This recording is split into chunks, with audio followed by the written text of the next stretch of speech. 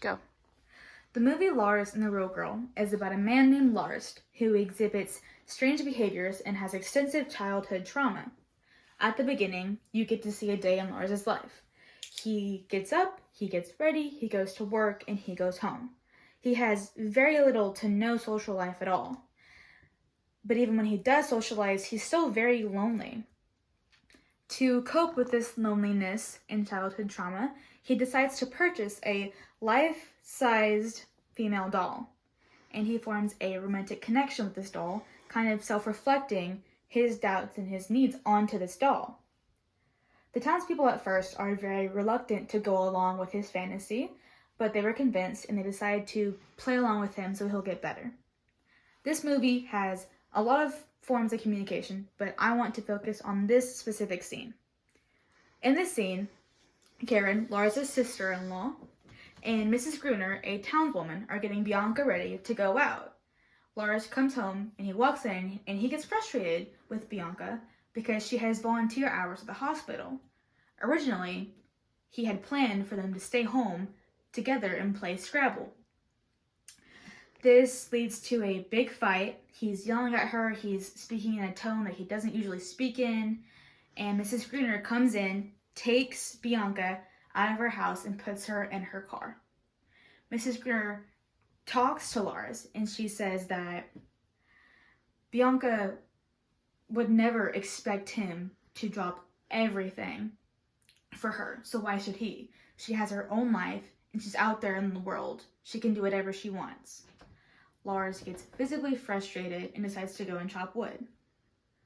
Karen decides to come out and check on him. He's behaving manically and he's rambling about how no one cares about him. He expresses that he feels that everyone thinks they can do whatever they want, whenever they want, no matter who it hurts. Karen gets very mad. She says that everyone cares about him, and she uses the examples that they take Bianca to work, they take her home, they bathe her, they dress her, they do all these things for her because they care about him. She gets so frustrated with him, and she ends the conversation by saying that these people do everything for him.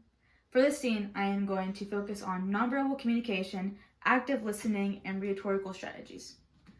When Mrs. Gruner is talking to Lars, you can see that he is getting intensely frustrated by his body language. He's crossing his arms, he's looking down, he's shrugging his shoulders, he's saying rude things. He's not actually listening. He's using phrases like uh-huh and sure. He's not paying attention. Another example of nonverbal communication is betrayed when Karen goes out to check on Lars. He's mad, he's trying to chop wood, he's swinging an axe around, he's mumbling to himself, and he's dropping wood everywhere. This makes Karen kind of back up. She's a little intimidated by him. But then, when she gets angrier, she kind of pushes towards him. She yells at him. This makes him more intimidated, so the roles are reversed. Now he is scared of her attitude. Moving on to active listening.